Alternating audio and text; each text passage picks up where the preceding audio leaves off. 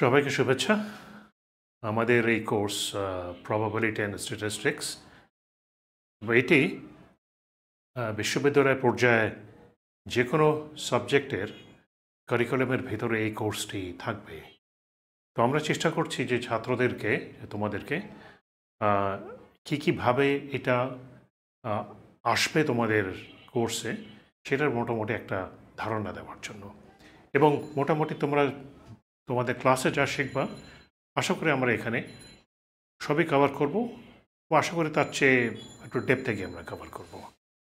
আমরা যদি আগাই যে এই কোর্সে আমাদের কি থাকবে, কোর্স আউটলাইন প্রথমে, এবং এখানে যা যা দেখাবো তার হয়তো খুব একটা কিছু এই মুহূর্তে তোমরা বুঝবে না, কিন্তু আশা করি আজকে আমরা যা লেকচারে যা দেখব, এখানে যা যা আসবে কিছুটা হয়তো তোমরা ধারণা পেয়ে যাবা।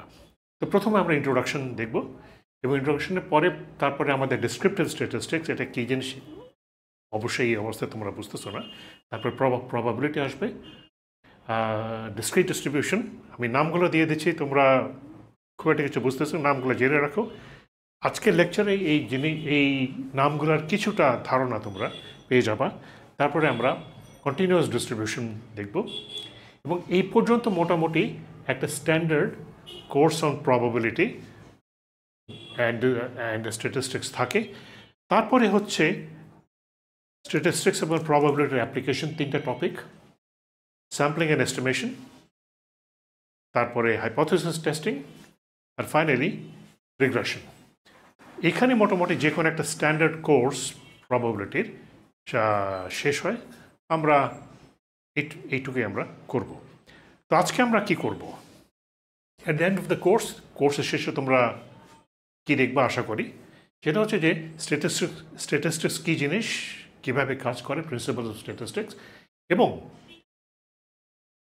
স্ট্যাটিস্টিক্সের application in subjects like business, engineering, medical science, machine learning. আজকাল খুব ব্যাপক হয়ে যাচ্ছে মেশিন লার্নিং, এটা নিয়ে আমরা আজকেই কিছু এক্সাম্পল দেখব, এবং জেনারেল টপিকস অফ সায়েন্স। তো মোটামুটি এগুলো নিয়ে আমরা এই পুরো কোর্সে এগুলো নিয়ে আমরা এক্সাম্পল দিতে থাকবো তোমাদেরকে, যাতে তোমাদের একটা ধারণা হয়ে যায় যে স্ট্যাটিস্টিক্স কোথায় কীভাবে আসে। তো আজকে আমরা কি করব, আজকের লেকচারের তিনটা পার্ট থাকবে। প্রথমে আমরা কিছু প্রিলিমিনারি থটস, ইন্ট্রোডাকশন বলতে পারো, এবং ইন্ট্রোডাকশনে আমরা দেখব স্ট্যাটিস্টিক্স কী জিনিস এবং কেন আমরা এটা ব্যবহার করি, what is statistics and why statistics. এরপরে আমরা দেখব কিছু ডেফিনেশন, কিছু টার্মসের ডেফিনেশন, এবং ফাইনালি আমরা আজকে দেখব টাইপস অফ ডেটা। এটা দিয়ে মোটামুটি আমরা আজকে শেষ করব। Let's try to be okay. Lecture 1, Introduction, Preliminary Thoughts. Okay, কিছু introductory thoughts.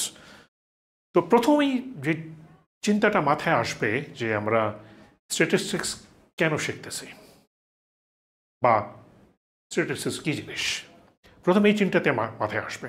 সো আমরা এখানে দেখব হোয়াট ইজ স্ট্যাটিস্টিক্স আর ওয়াই উই নিড ইট।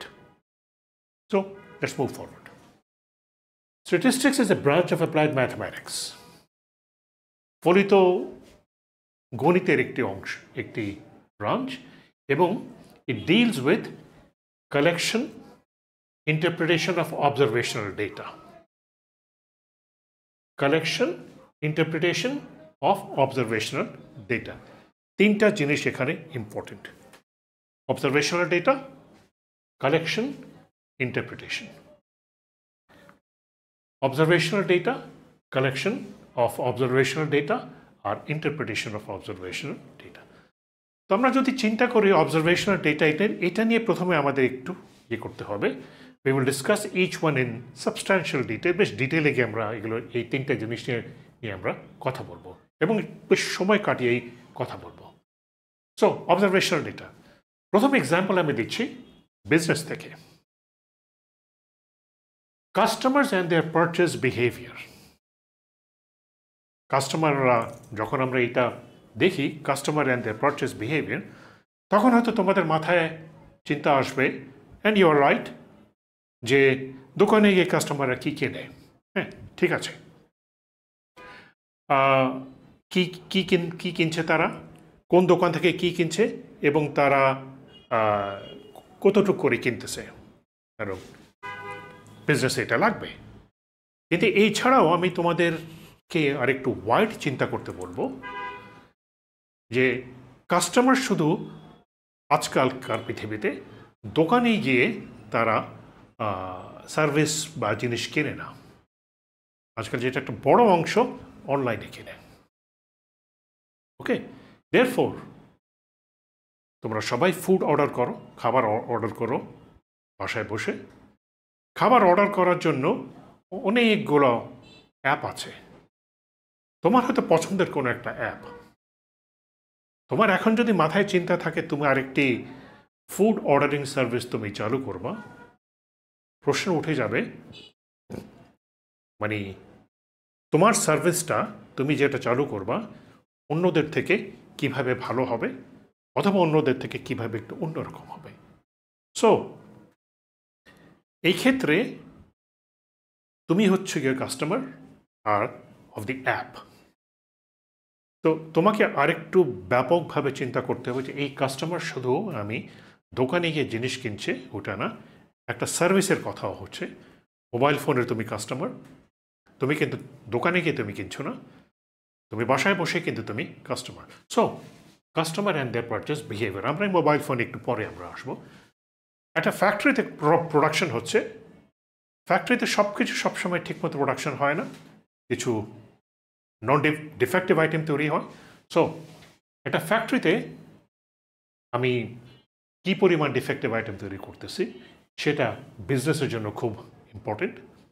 রাস্তায় কি কতগুলো গাড়ি যাচ্ছে এবং কী ধরনের গাড়ি যাচ্ছে, number of automobiles passing through a street, obviously বিজনেসের জন্য খুব important. Sales data, demand for goods and services, জিনিসপত্রের দাম কেমন, প্রত্যেকটা এগুলো জাস্ট আমি কতগুলো এক্সাম্পল এখানে দিলাম বিজনেসের জন্য এগুলো লাগে। So these are observational data. Observational data হচ্ছে যে ডেটাগুলোকে আমরা পর্যবেক্ষণ করি, আমি দেখে দেখে আমি এটাগুলোকে আচ্ছা ঠিক আছে এই হচ্ছে কাস্টমার এই জিনিস কিনতেছে, এখানে কিনতেছে। আমি এটাতে একটু ফিরে গিয়ে আরেকটু কথা আমি তোমাদেরকে বলতে চাই যে একটু যদি গভীরভাবে চিন্তা করো, সব ধরনের কাস্টমার কিন্তু সব ধরনের দোকানে যায় না, অথবা একই দোকানে বিভিন্ন ধরনের কাস্টমাররা বিভিন্ন জিনিসে দিতে চায়। সো এই যে customer and the purchase behaviour, এটা কিন্তু খুবই জরুরি, খুবই ইম্পর্ট্যান্ট। Let's move forward. আমরা এগুলো নিয়ে পুরো কোর্স ধরেই আমরা এগুলো নিয়ে ডিসকাস করব, তো এখানে আমি শেষ করে দিচ্ছি না। এরপরে আমি আসতেছি কিছু ইঞ্জিনিয়ারিং এর সায়েন্সের কিছু এক্সাম্পল নিয়ে। ওয়েদার ডেটা খুবই কমপ্লিকেটেড জিনিসটা, আমরা ডিসকাস করবো আজকে একটু পরে। এবং ওয়েদার ডেটার ভিতরে আমি জাস্ট এখানে দেখালাম as an example temperature, humidity, rainfall, voltage, current, engineering data, গাড়ির স্পিড।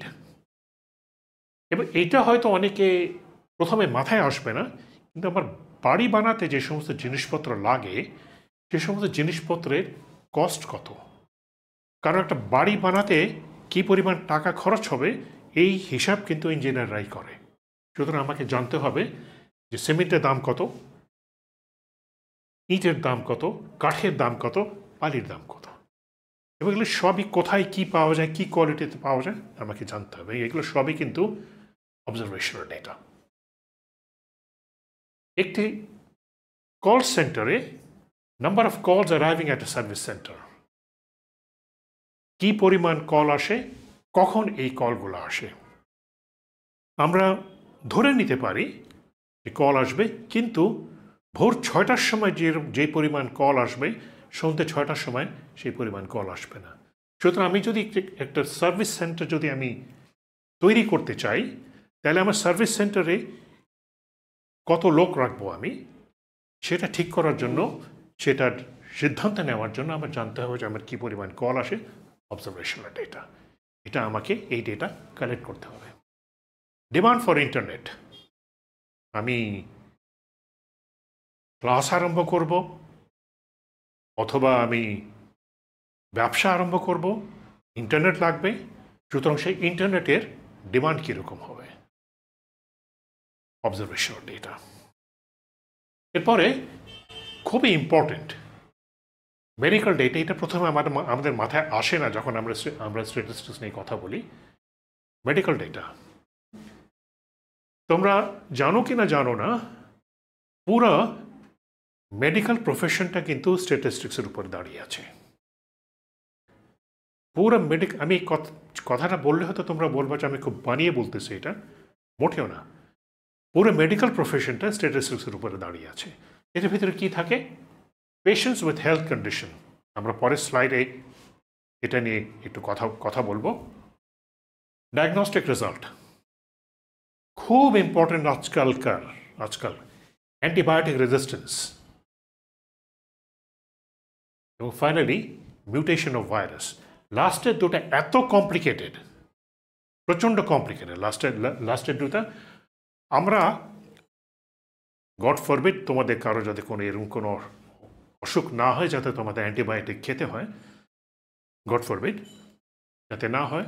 কিন্তু আজকাল এমন অনেক অসুখ হয়ে গেছে যেটার অ্যান্টিবায়োটিক একজনের জন্য কাজ করবে, তোমার জন্য কাজ করে না। কোনো কারণে তোমার ভিতরে রেজিস্ট্যান্স চলে আসছে, এবং এটা আজকাল খুব মারাত্মক হয়ে গেছে। এবং মিউটেশন অফ ভাইরাস, এটা হয়তো তোমরা জানো না, খুব ফানি ব্যাপার। আমাদের প্রতি বছরই ঠান্ডা লাগে, নাকে ঠান্ডা লাগে, ফ্লু। কিন্তু খুব ফানি জিনিস, এই বছর ফ্লু ভাইরাস, গত বছরের ফ্লু ভাইরাস মাইক্রোস্কোপের নিচে দেখতে দুই রকম। গত বছরের ভাইরাসটা নিজে তার চেহারা বদলে ফেলেছে, মিউটেট করে নতুন চেহারা বানিয়ে ফেলেছে। এবং এই জন্যই কিছু কিছু অসুখ যেগুলো ধরা খুব কঠিন হয়ে যায়, কোভিড নিয়ে তাই হয়েছিল।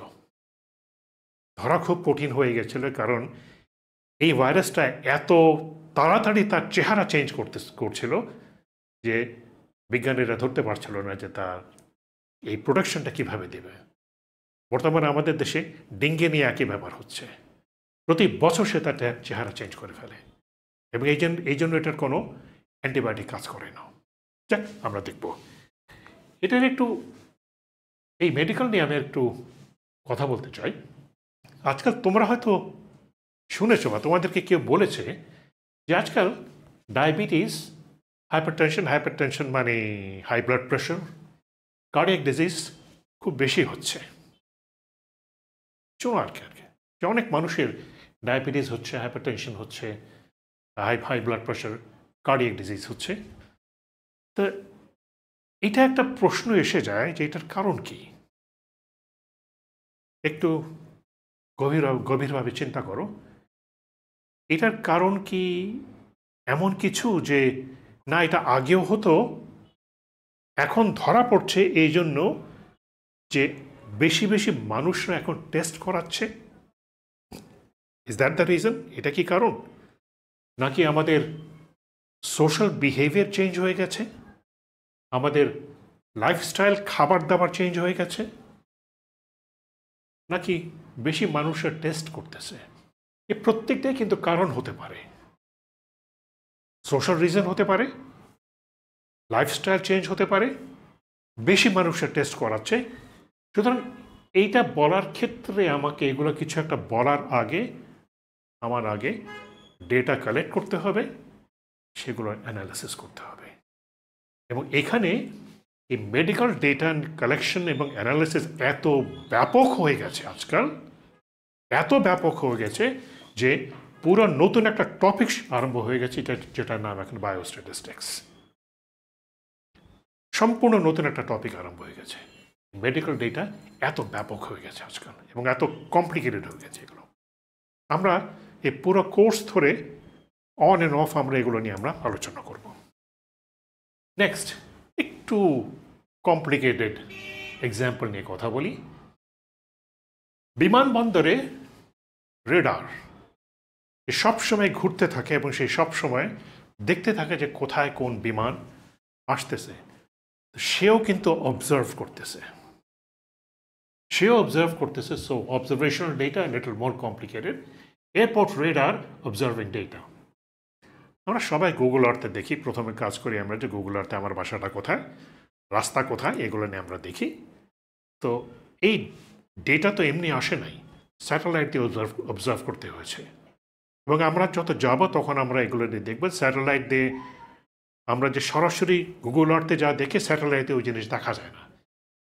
স্যাটেলাইট দিয়ে যে ছবি তোলা হয় ওইটাকে পরিষ্কার করতে হয়, ওইটাকে অনেক সাইজ আনতে হয়। তো স্যাটেলাইট অবজার্ভিং দি আর্থ, গুগল আর্থ। আমরা অটোনোমাস ভেহিকেলের কথা শুনেছি যে গাড়ি আপনি চলবে, শুনেছি আমরা। এবং আজকালকার পৃথিবীতে মোটামুটি সব গাড়ি মেকাররা, অটো মেকাররা এই গাড়ি নিয়ে কাজ করতেছে। এবং কিছু আছে, নাম বলা হয়তো ঠিক হবে না, যাদের গাড়ি রাস্তা নেমে গেছে। তো এই গাড়ির প্রথম কাজ কি? গাড়ির সামনে কিছু ক্যামেরা থাকবে, সেই ক্যামেরা দিয়ে সে সামনে দেখবে। সেও কিন্তু অবজার্ভ করছে, সেও কিন্তু ডেটা কালেকশন করতেছে, তার ডেটা ভিডিও ডেটা, ওইটা প্রসেস করে সে ঠিক করতেছে সে কোন দিকে যাবে, ডান দিকে যাবে না বাঁ দিকে যাবে। Autonomous vehicle observing the surrounding. একইভাবে রোবটস, দেখেছ রোবটস নিজে নিজে ঘুরে, নিজে নিজে হাঁটে। তো রোবটসের ভিতরে সেন্সর থাকবে, ক্যামেরা থাকবে এবং অন্যান্য সেন্সর থাকবে। সে সামনে দেখে নিজের রাস্তা খুঁজে বের করবে। সামনে একটা টেবিল আছে, টেবিলের উপর একটা গ্লাস আছে, সে গিয়ে তার হাত দিয়ে সেই গ্লাসটা ধরবে। সব কিন্তু অবজার্ভ করে সে করছে, অবজারভেশনাল ডেটা। তোমরা লাস্টে অনেকে হয়তো ব্যবহার করেছো। তুমি কথা বলো, কমান্ড দাও অ্যাপলের সিরিকে, গুগলের অ্যাসিস্ট্যান্টকে, অথবা অ্যামাজনের অ্যালেক্সাকে। এখানে কিন্তু সিরি, অ্যাসিস্ট্যান্ট, অ্যালেক্সা এরা অবজার্ভ করতেছে তোমাকে, তোমার অডিও, তোমার ভয়েস অবজার্ভ করতেছে, অবজারভেশনাল ডেটা। আশা করি বোঝাতে পেরেছি যে ডেটা অবজার্ভ করতে হয় এবং অবজারভেশন ডেটা অনেক ধরনের হতে পারে। ওকে, আগাই আমরা। আমি ডেটা কালেক্ট করলাম এবং ডেটাকে কালেক্ট করতে হবে।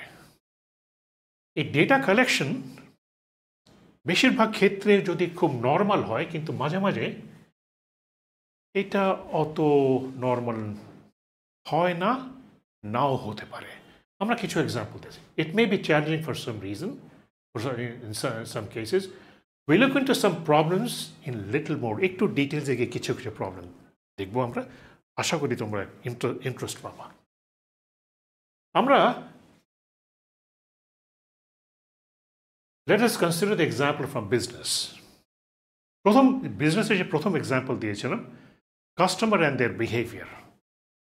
আমি এই ডেটাটা আমি কালেক্ট করতে চাচ্ছি, কাস্টমার অ্যান্ড দেয়ার বিহেভিয়ার। প্রশ্ন উঠে যাবে, হুইচ কাস্টমার্স, কাদেরকে আমি অবজার্ভ করব,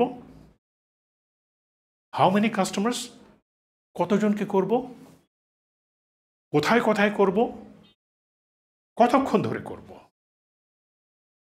প্রত্যেকটা কিন্তু খুব ইম্পর্টেন্ট এবং অত সহজ না। একটা কথা একটু তোমাদেরকে বলি, বলার পর তোমরা হয়তো খেয়াল করবা।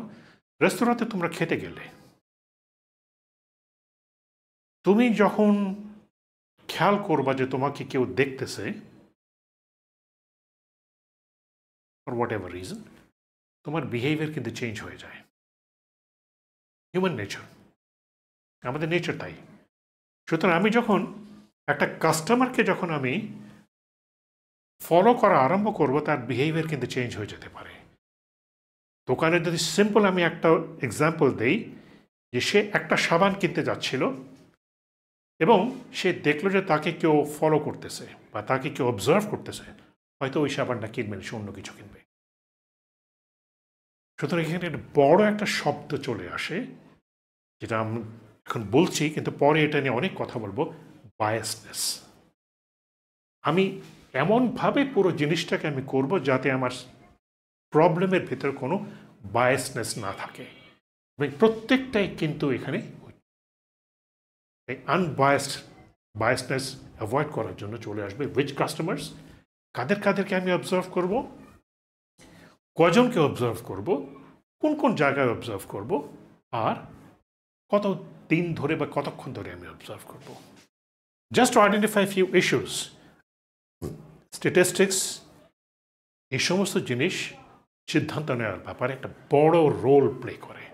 আমাদেরকে স্ট্যাটিস্টিক্স আমাদেরকে কিছু গাইডলাইন দিবে, কাস্টমারদের কীভাবে চুজ করা হবে, কতজনকে কোথায় এবং কতক্ষণ ধরে। স্ট্যাটিস্টিক্স আমাদেরকে এখানে একটা বেশ ভালো একটা গাইডলাইন দেবে। ওকে, next let us consider the first example from engineering and science. এটা আরো বেশি কমপ্লিকেটেড। টেম্পারেচার মাপা, তাপমাত্রা মাপা, কিভাবে মাপবো? সাম ইস্যুস, কি দিয়ে মাপবো? আমরা সবাই বলবো যে থার্মোমিটার দিয়ে মাপবো। আমরা তো থার্মোমিটার দিয়ে তাপমাত্রা মাপি। ইয়েস, আমরা থার্মোমিটার দিয়ে তাপমাত্রা মাপি। জাস্ট তোমাদের মাথায় একটা ইস্যু ঢুকিয়ে দিই। তোমরা সবাই মোবাইল ফোন ব্যবহার করো, তোমাদের মোবাইল ফোনও তো টেম্পারেচার দেয়। মোবাইল ফোনে কি থার্মোমিটার আছে? না।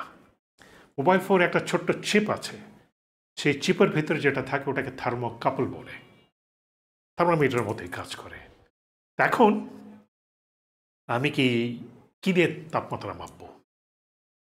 থার্মোমিটার দিয়ে ইউজ করবো নাকি থার্মোকাপল ব্যবহার করব? প্রত্যেকটার কিন্তু কারণ আছে। So what device do we use? কি দিয়ে মাপবো তাপমাত্রা? মাপবো কোথায় কোথায় মাপবো? আমি যে প্রবলেম নিয়ে কথা বলতে সেটা হচ্ছে to measure the daily temperature at a location. যেমন ধরি এই শহরের আমি আজকের তাপমাত্রা মাপবো। আমি প্রশ্ন হচ্ছে কি দিয়ে মাপবো? তো শহরের আজকের তাপমাত্রাকে শুধু আমি এক জায়গায় আমি সেন্সর বসে মেপে নিব, নাকি আমি 10 জায়গায় নাকি 20 জায়গায়, কোথায় কোথায় আমি কতগুলো সেন্সর বসাবো, কিভাবে আমি এটা ঠিক করব? তারপরে সারাদিনে কতগুলো আমি ডাটা দিব, প্রতি ঘন্টায় নিব, 2 ঘন্টা পর পর নিব, প্রতি মিনিটে নিব, কিভাবে? ওকে, স্ট্যাটিস্টিক্স আমাদেরকে এসব করতে সাহায্য করবে। এটাকে আমি আরেকটু জটিল করে ফেলছি, এবং জাস্ট তোমাদের মাথায় এই ইস্যুগুলো ঢোকাবার জন্য। Suppose discussion on measuring temperature. ধরো আমি খুব হাই টেম্পারেচার মাপবো, যেমন যেখানে মেটাল গলানো হয়, যে ওভেনের ভিতরে, যে ফার্নেসের ভিতরে, ওই ফার্নেসের তাপমাত্রা আমি মাপবো। একটি এক্সাম্পল দিলাম। অথবা খুব লো টেম্পারেচার আমাকে মাপতে হবে, যে রেফ্রিজারেটরের ভিতরে ভ্যাকসিন রাখা হয়, সেই রেফ্রিজারেটর টেম্পারেচার -20 থেকে -50 ডিগ্রি হবে। অথবা এমন জায়গার তাপমাত্রা আমি মাপবো যেটা খুব তাড়াতাড়ি পরিবর্তন হয়ে যাচ্ছে, যেমন আগুনের। তাহলে প্রশ্ন এসে যাবে, এই 3টা ক্ষেত্রে আমি কি একই ডিভাইস ব্যবহার করব? অবশ্যই তোমরাও বলবো যে না, এক এক ক্ষেত্রে আমাকে এক এক ধরনের ডিভাইস ব্যবহার করতে হবে। সেটা গাইডলাইন আমাকে দেবে statistics. Will play a major role এখানে, যে আমাকে সিদ্ধান্ত নেওয়ার ক্ষেত্রে যে কোন ধরনের ডিভাইস আমি ব্যবহার করব। আশা করি তোমরা কিছু বুঝতে পারছো এখানে। Collection of observational data. Most data collection exercise in engineering and science substantially more complicated. ইঞ্জিনিয়ারিংয়ে ডেটা কালেকশন বেশ অনেক কমপ্লিকেটেড হয়। এই জন্য এটা নিয়ে আমি খুব বেশি কিছু আমি বলবো না, কারণ এটা কিসের ডেটা আমি কালেকশন করতেছি ওটার উপর নির্ভর করে অনেক কিছু। মেডিকেল ডেটা তো আরও কমপ্লিকেটেড, কারণ এটার সাথে যেহেতু হিউম্যান সাবজেক্টস জড়িত থাকে, আমি এটা নিয়ে খুব বেশি বলবো না। হ্যাঁ, আমরা যখন কোর্সের ডিটেলসে যাব, কোর্সের ভিতরে যখন ঢুকে যাব, তখন খুব কেয়ারফুলি আমরা টপিক সিলেক্ট করে আমরা প্রবলেম সলভ করব। সো আমি মেডিকেল ডেটা নিয়ে খুব বেশি আমরা বলবো না।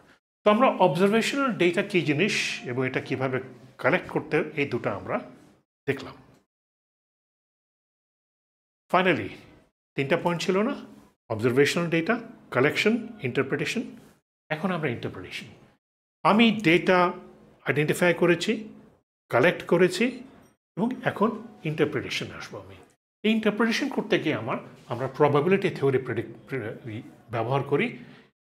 সিস্টেম আমাদের কিভাবে বিহেভ করবে এটা প্রেডিক্ট করার জন্য আমরা প্রবাবিলিটি থিওরি ইউজ করে আমরা প্রেডিক্ট করি। এবং এখানে যে টুলসগুলো আমরা ব্যবহার করি, এস্টিমেশন থাকবে, আমরা শিখব। হাইপোথেসিস টেস্টিং থাকবে, আমরা শিখব। রিগ্রেশন আমরা শিখব। And features of machine learning, এটা সম্পূর্ণ আলাদা একটা সাবজেক্ট। ভবিষ্যতে হয়তো এটার উপর একটা নতুন কোর্স আরম্ভ করেন, কিন্তু আমরা এখানে আস্তে আস্তে কিছু আমরা দেব। We will learn this by the end of this course. Okay, তা আমরা এতক্ষণ আমরা দেখলাম হোয়াট ইজ স্ট্যাটিস্টিক্স। এখন আমরা আসতেছি ওয়াই স্ট্যাটিস্টিক্সে আমরা কি করি। প্রথম কাজ যেটা আমরা করি, ডিসিশন মেকিং। সিদ্ধান্ত নেওয়ার ক্ষেত্রে আমরা স্ট্যাটিস্টিক্স ব্যবহার করি। যে এত কিছু আমরা করলাম, আমি বললাম কি সেন্সর ব্যবহার করব, আমি সিদ্ধান্ত নিচ্ছি কোন কাস্টমারকে কোথায় আমি তাদেরকে আমি অবজার্ভ করবো, সিদ্ধান্ত নিই। তো ডিসিশন মেকিং, স্ট্যাটিস্টিক্সের একটা বড় কাজ হচ্ছে ডিসিশন মেকিং। এবং আমি যদি সফটওয়্যার দিয়েও যদি করি, ডিসিশন মেকিং লাস্টে গিয়ে বড় একটা কাজ হয়ে যায়। পারফরমেন্স ইভ্যালুয়েশন, সব ধরনের পারফরমেন্স ইভ্যালুয়েশনে স্ট্যাটিস্টিক্স আছে। রিস্ক অ্যাসেসমেন্ট, কোনো একটা কাজ করতে যাচ্ছি আমরা, কোনো একটা এক্সপেরিমেন্ট করতে যাচ্ছি অথবা কোনো কাজ করতে যাচ্ছি, এই কাজে রিস্ক কী কী আছে।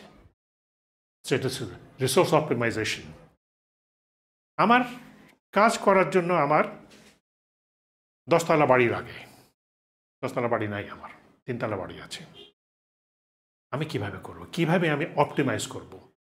অথবা আমার কাজ করার জন্য আমার 10 লাখ টাকা লাগে, টাকা নাই, আছে আমার কাছে 3 লাখ টাকা, আমি কিভাবে আমার এই রিসোর্সকে আমি অপটিমাইজ করব।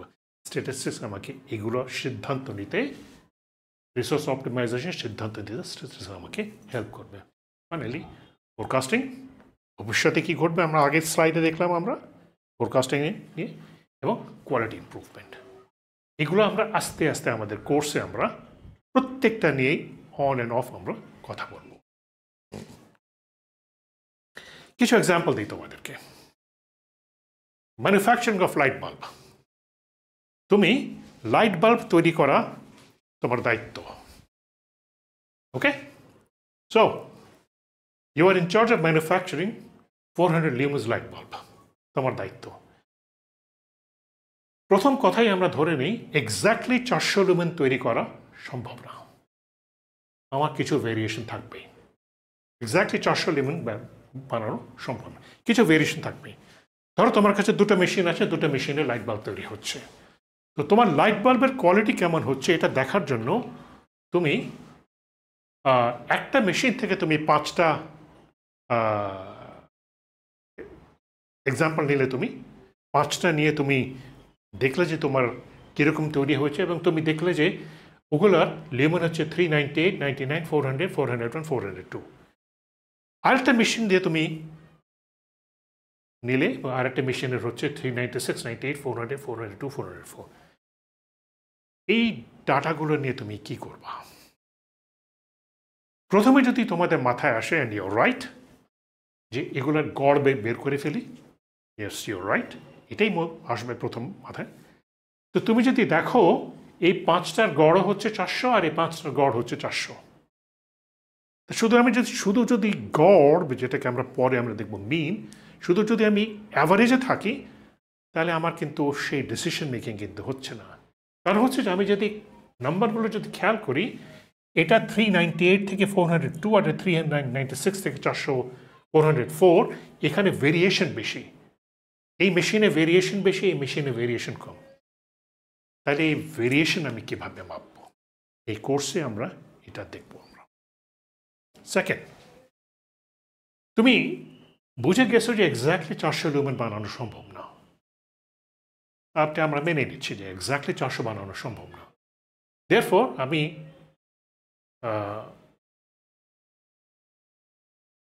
ওকে, because exact luminosity is not possible, তাহলে আমি ঠিক করেছি যে 398 থেকে 402-এর ভিতরে আমি বানাবো।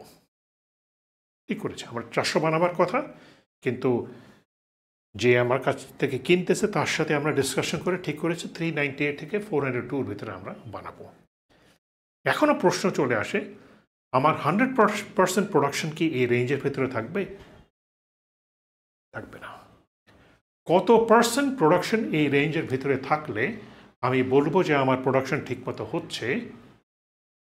This is a topic of statistical quality control, এবং স্ট্যাটিস্টিক্স আমাদেরকে এভাবে এখানে হেল্প করে। Understanding weather. ওকে, ঢাকার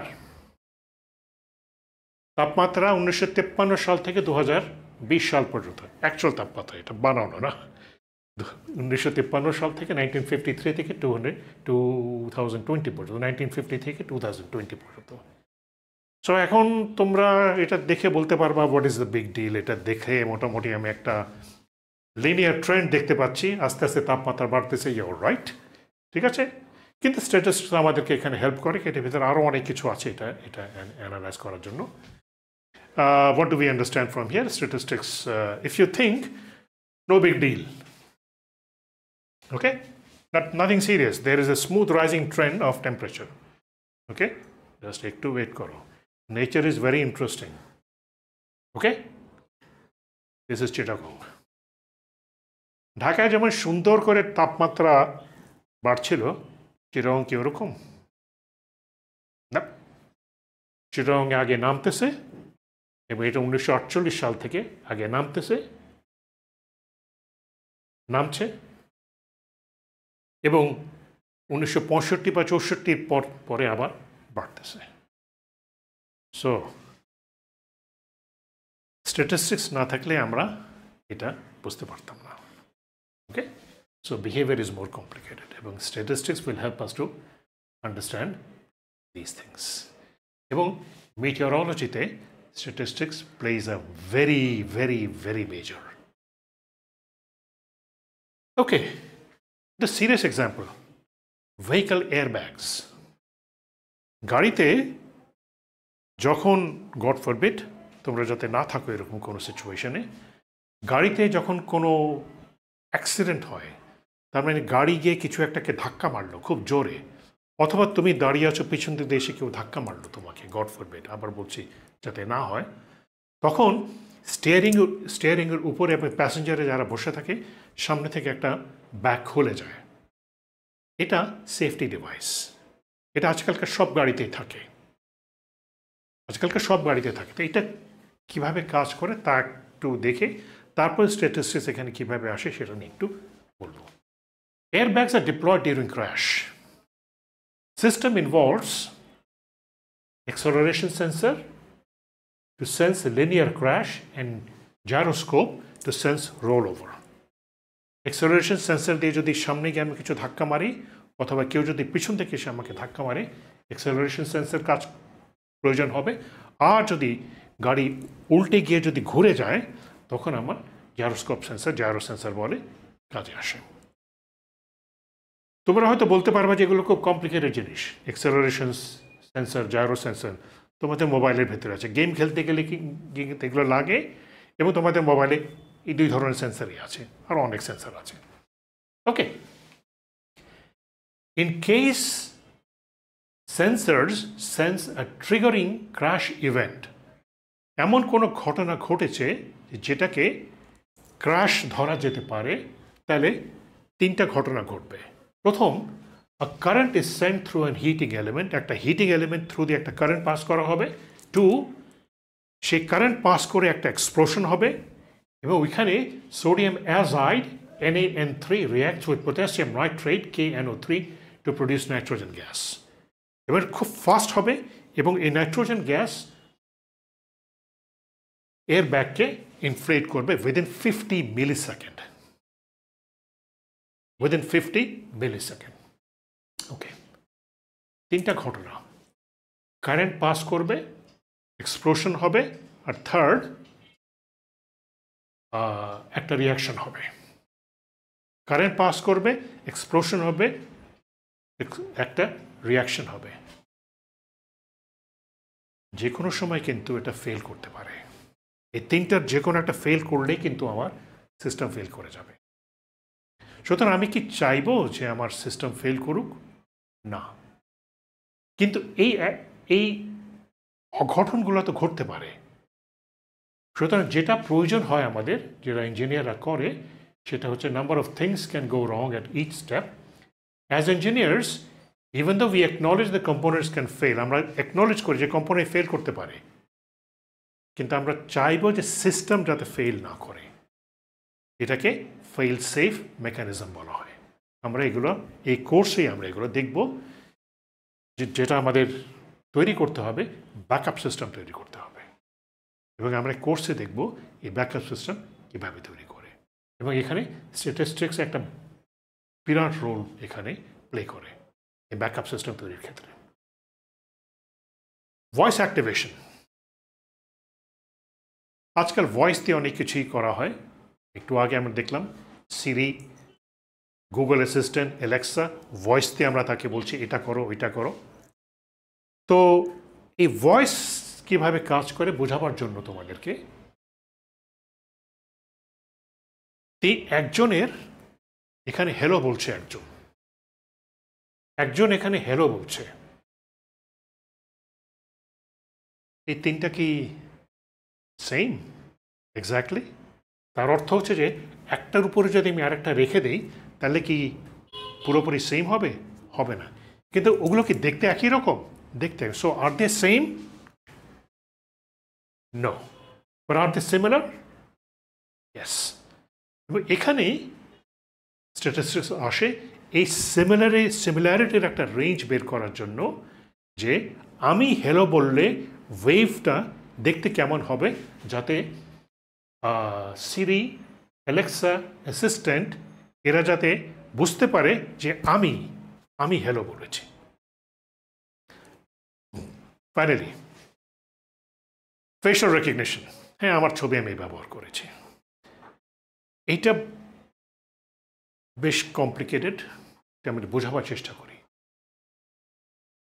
আমাদের বন্ধু বান্ধবদেরকে দেখলে আমরা চিনতে পারি যে আমার বন্ধু, কিন্তু একটা কম্পিউটারকে আমি কিভাবে চেনাবো যে ও দেখতে কেমন, অথবা আমি দেখতে, আমাকে কি দেখে চেনা যায়,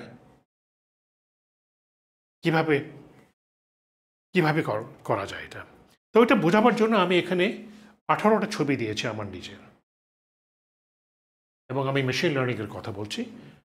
মেশিন লার্নিং অ্যালগোরিদমকে আমার 18টা ছবি আমি দিয়ে দেব। আমার এই 18টা ছবি দিয়ে আমি তাকে বলবো কিছু অ্যালগোরিদমের ভেতরে যে মোহাম্মদ আনওয়ার দেখতে এরকম। তারপরে প্রশ্ন করব, এই ছবির ভেতরে কি মোহাম্মদ আনওয়ার আছে? দেখতে পাচ্ছি আমি আছি, কিন্তু answering the question involves a number of mathematical tools, বেশ sophisticated mathematical tool, মাঝে স্ট্যাটিস্টিক্স থাকে অনেক স্টেপে। যে অ্যালগোরিদমসের কথা আমি বলছি এগুলো আজকাল খুবই সফিস্টিকেটেড হয়ে গেছে, এই ফেশিয়াল রেকগনিশন অ্যালগোরিদম, যার জন্য ফেসবুক, এক্স সবাই কিন্তু আজকাল ওই অ্যালগোরিদম ব্যবহার করে। তো এটা মোটামুটি সফিস্টিকেটেড হয়ে গেছে, এটা আমরা সবাই আজকাল ইউজ করতেছি। কিন্তু যেটা এখনও আমরা জানি না যে কিভাবে কাজ করে, সেটা হচ্ছে আমরা জানি এগুলো ফুলের ছবি, এবং এটা নেওয়া হয়েছে অক্সফোর্ড ইউনিভার্সিটির একটা সাইট থেকে, কারণ এটা নিয়ে গবেষণা এখন পর্যন্ত চলছে। এই সব ফুলের ছবি দিয়ে আমি যদি একটা ফুলের ছবি দিয়ে তারপর যে বলি যে এটা একটা ফুল, এটা এখনো হয় নাই। এটার রিসার্চ এখন পর্যন্ত চলছে, কারণ কি দেখে আমি বলবো যে এটা একটা ফুল, এই সিদ্ধান্ত এখন পর্যন্ত নেওয়া সম্ভব হয়। স্ট্যাটিস্টিক্স আমাদেরকে প্রত্যেকটা জায়গায় আমাদেরকে হেল্প করে। তো আশা করি বোঝাতে পেরেছি যে what is statistics and why statistics.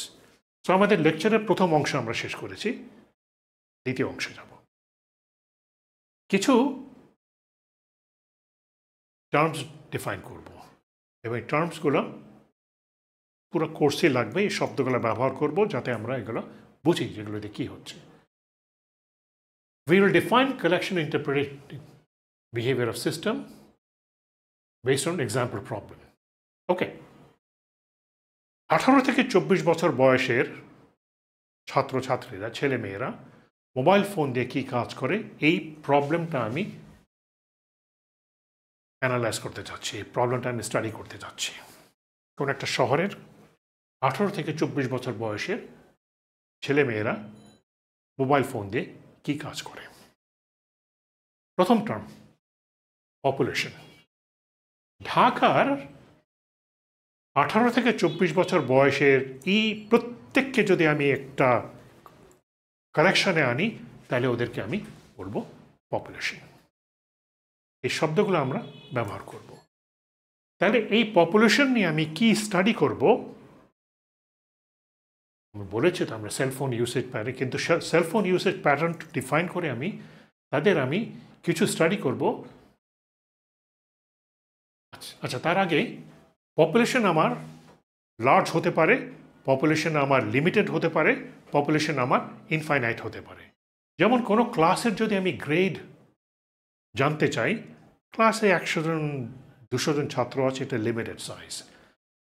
আগে যে প্রবলেমের কথা বলেছি, ঢাকা শহরে 18 থেকে 24 বছর, পপুলেশন ইজ লার্জ। প্রোডাকশন ক্ষেত্রে আমার প্রোডাকশন হয়ে যাচ্ছে, এটা কোনো শেষ নাই, ওই ক্ষেত্রে আমরা পপুলেশনকে আমরা ইনফাইনাইট ধরি।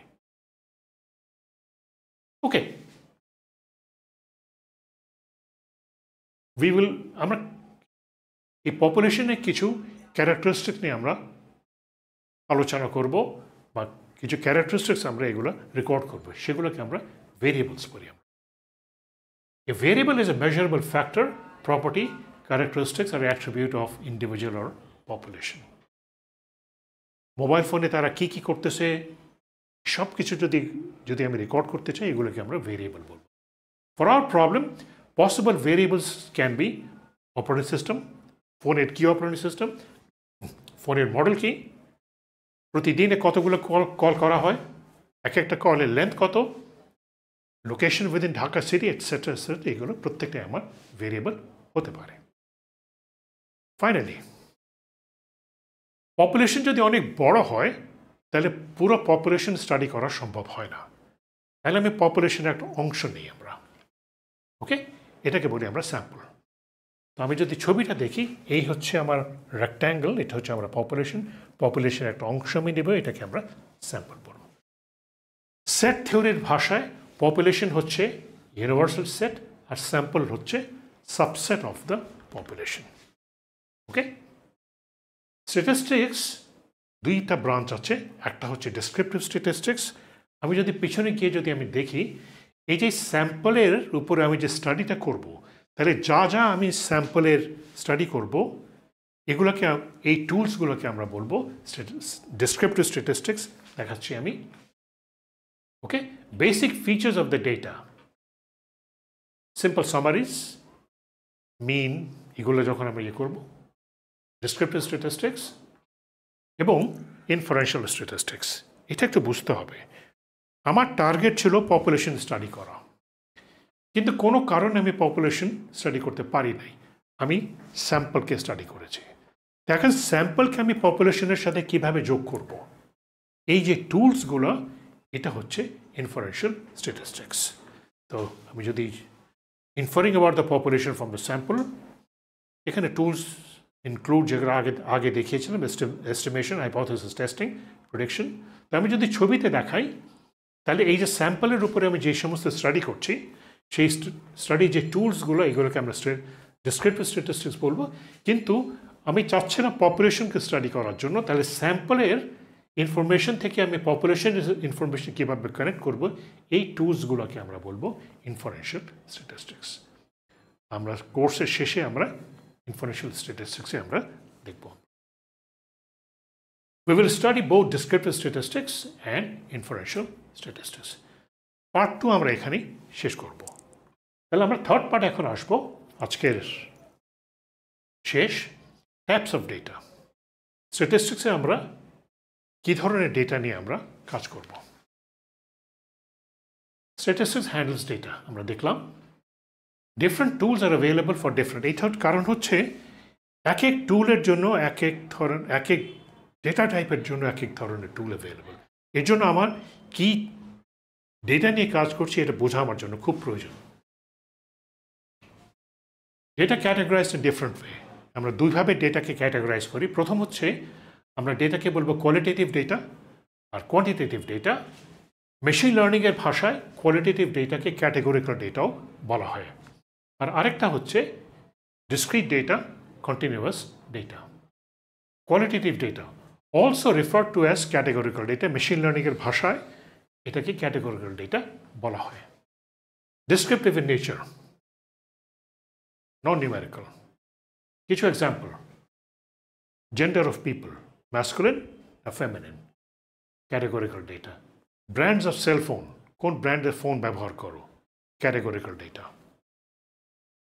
মেজর্স অফ স্টুডেন্ট, কি পড়ছো তুমি, বিজনেস পড়ছো, অ্যাকাউন্টিং পড়ছো, ফাইন্যান্স পড়ছো, categorical data. Courses taken by students, তুমি কি কোর্স নিয়েছো এই সেমেস্টারে বা এই বছর, categorical data. Brands of cloth, shoes, categorical data. শহরের কোন এলাকায় তুমি থাকো, তোমার পাড়ার নাম, categorical data.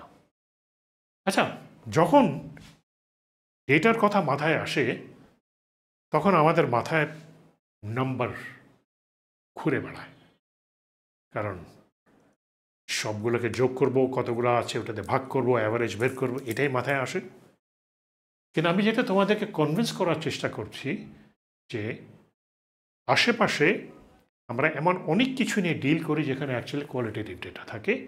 Okay, so categorical data is actually more important and more common than we actually. So কিছু এক্সাম্পল দিচ্ছি আমি তোমাদেরকে।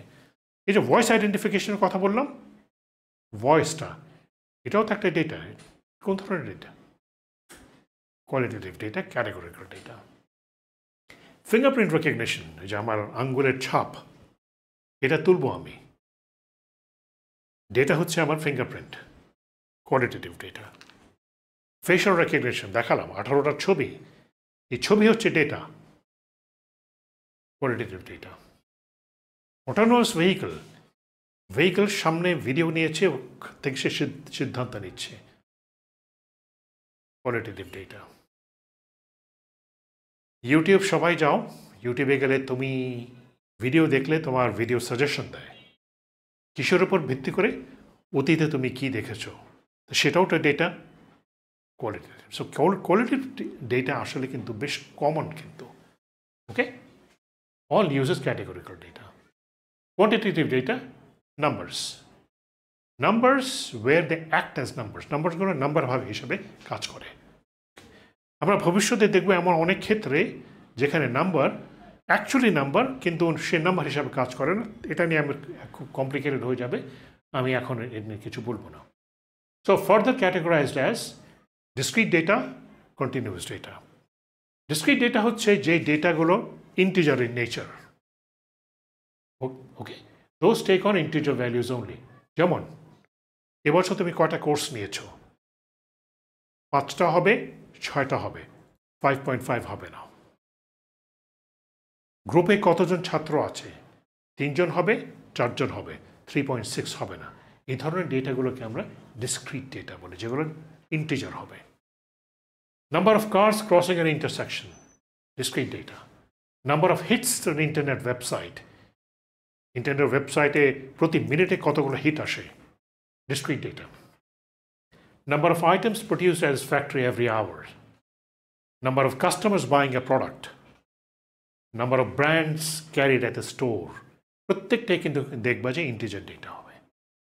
কন্টিনিউয়াস ডেটা, যেই ডেটাগুলো ডেসিমাল ভ্যালু থাকতে পারে ডেটার।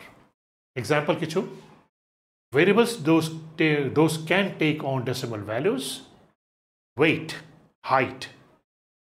কোনো একটা জিনিসের ওয়েট কিন্তু 5.67 গ্রামস হতে পারে, 5.67 কিলোগ্রাম হতে পারে। হাইট একইভাবে 1.63 মিটার হতে পারে, 1.53 মিটার হতে পারে, continuous data. Time delay 3.7 seconds, 3.7 hours. Distance, length, continuous হতে পারে।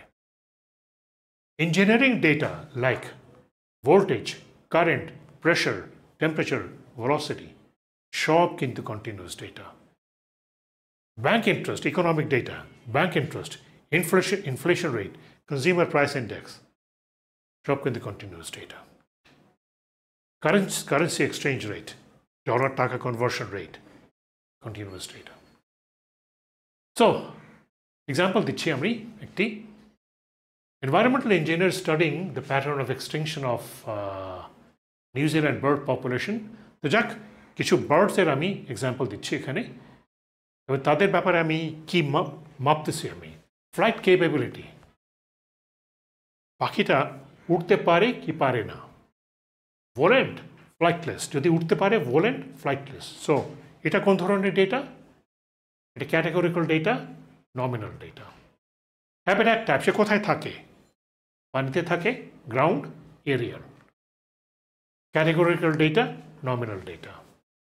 নেস্টিং সাইট, সে তার বাসা কোথায় বানায়? Categorical data, nominal data.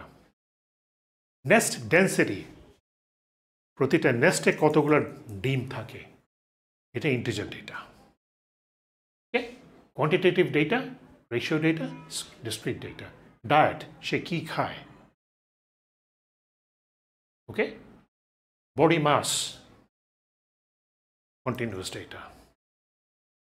Quantitative data, ratio data, continuous data. Egg length, millimeter. Quantitative continuous data, extinct status. এই হচ্ছে আমাদের আজকে লেকচার 3 শেষ করে দিলাম, পার্ট 3 শেষ করে দিলাম। তাহলে we end here.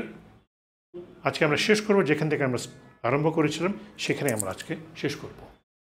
So course outline ছিল আমাদের ইন্ট্রোডাকশন। আজকে আমরা দেখলাম ইন্ট্রোডাকশন। তো ইন্ট্রোডাকশন দিক থেকে আমরা যেটা দেখলাম যে স্ট্যাটিস্টিক্স বোঝার জন্য প্রথমে ডেটার নেচার আমাকে বুঝতে হবে, এবং এখানে ডেসক্রিপটিভ স্ট্যাটিস্টিক্স আসছে, এবং ডেটা কখনো একইভাবে বিহেভ করে না, যার জন্য আমার প্রবাবিলিটি আসবে। এবার প্রবাবিলিটি দুই ধরনের, ডেসক্রিপটিভ স্ট্যাটিস্টিক্স এবং discrete distribution and continuous distribution. এবং তারপরে আমি প্রেডিকশনে যাব।